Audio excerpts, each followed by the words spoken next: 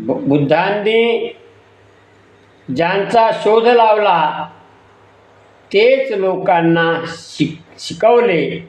शिलाचे पालन करत सम्यक समाधी आणि अनुभवजन्य प्रज्ञा शिकवली. हीच उपासना आहे जिचा त्यांच्या जीवनकाळात अनेक लोकांनी लाभ घेतला. त्यानंतर भारतात अशोकांच्या काळापर्यंत ती खूप पसरली.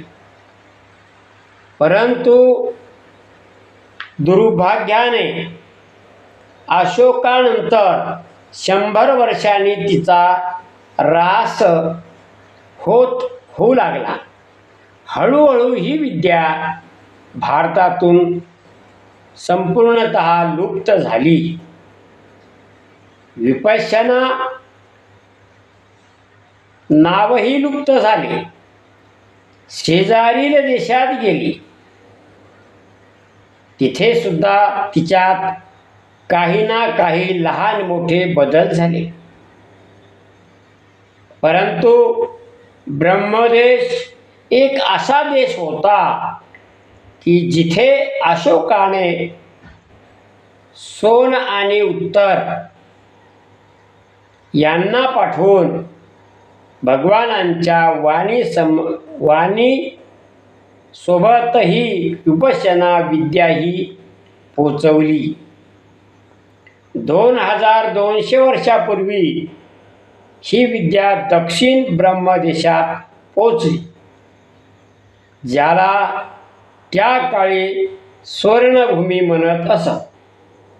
तिला तेथील भिक्षूंनी सांभाळून जिवंत ठेवली.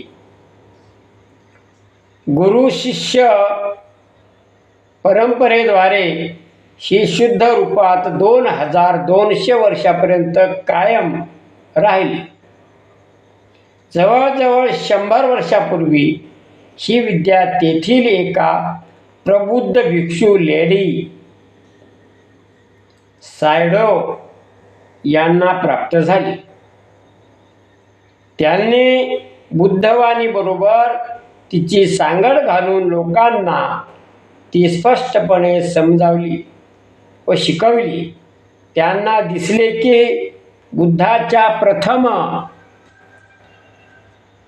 शासनाच्या समाप्तीनंतर म्हणजेच 2500 वर्षा पूर्ण झाल्यावर ही विद्या ब्रह्मदेशाच्या बाहेर जाईल आणि भारत तसेच संपूर्ण विश्वात पसरेल.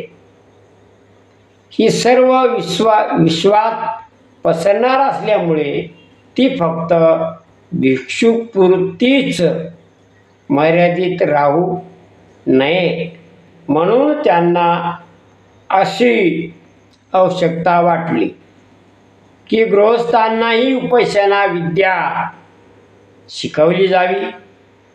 भगवान बुद्धाच्या काळी भिक्खू आणि भिक्षुणी नव्हे तर गृहस्थ पुरुष आणि स्त्रियाही उपासनेचा अभ्यास करीत होते.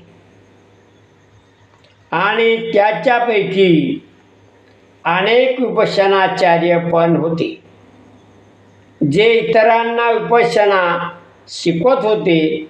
परंतु काळाच्या ओघात ही गृहस्थ उपासनाचार्याची परंपरा लुप्त झाली.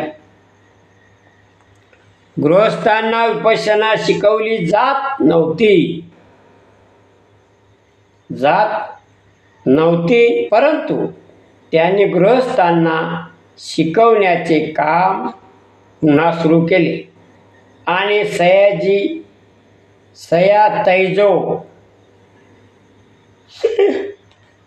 सयातैजी यांना तसेच त्यांच्यानंतर सयाजी उबा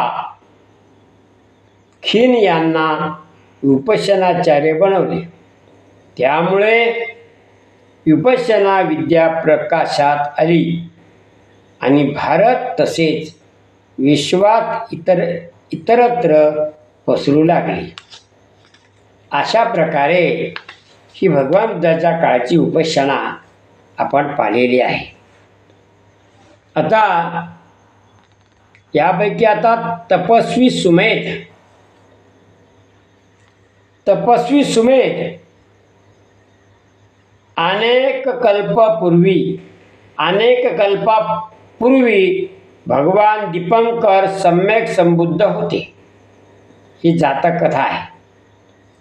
त्यांनी चिखलात पालथे झोपलेल्या परम श्रद्धाळू ब्राह्मण तपस्वी सुमेधाची मनोकामना ओळखली आणि त्याचे भविष्य पाहून अशी भविष्यवाणी केली की अनेक कल्पात आवश्यक त्या पारमिता पूर्ण करून हा सिद्धार्थ गौतम या नावाने निसंदेह बुद्ध होईल.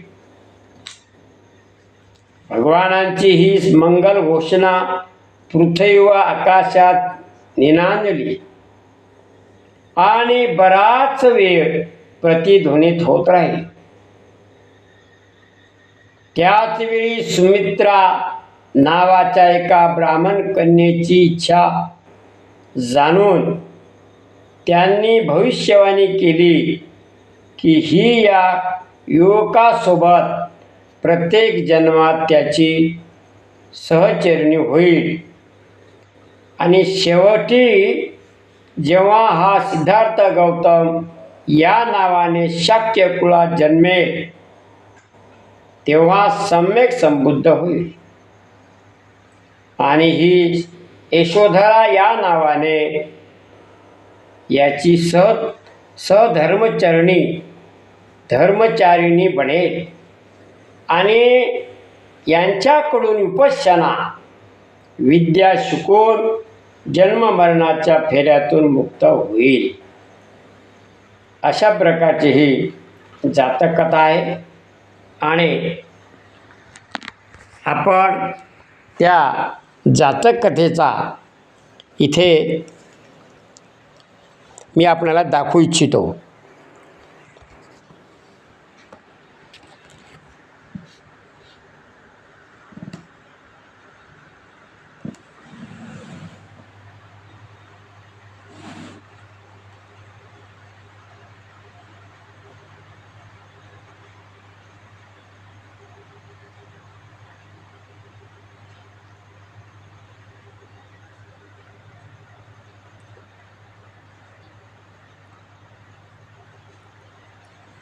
तर अशा प्रकारे आपण तपस्वी सुमेध निसंदेह बुद्ध होईल ही जातक कथेचा आपण या इथेच आजचा व्हिडिओ इथे थांबूया. उद्या परत दुसरी जातक कथा आपण सांगूया आणि सर्वांचं मंगल हो. तेरा मंगल मेरा मंगल सबका मंगल होई रे. जन जन मंगल जन जन मंगल जन जन मंगल होई रे. तेरा मंगल मेरा मंगल सबका मंगल होई रे. सबका मंगल होई रे. जन जन मंगल जन जन मंगल जन जन मंगल होई रे. होई रे.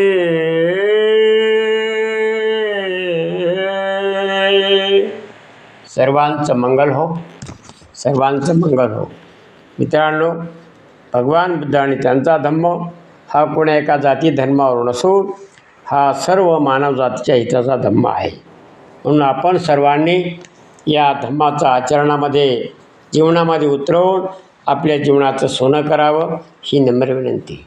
गंभीर खंडारी यूट्यूब चॅनल या चॅनलला आपण लाईक सबस्क्राईब करावं आणि आपल्या जीवनाचं सोनं करावं ही नम्र विनंती. जय भीम, जय भारत, जय संविधान.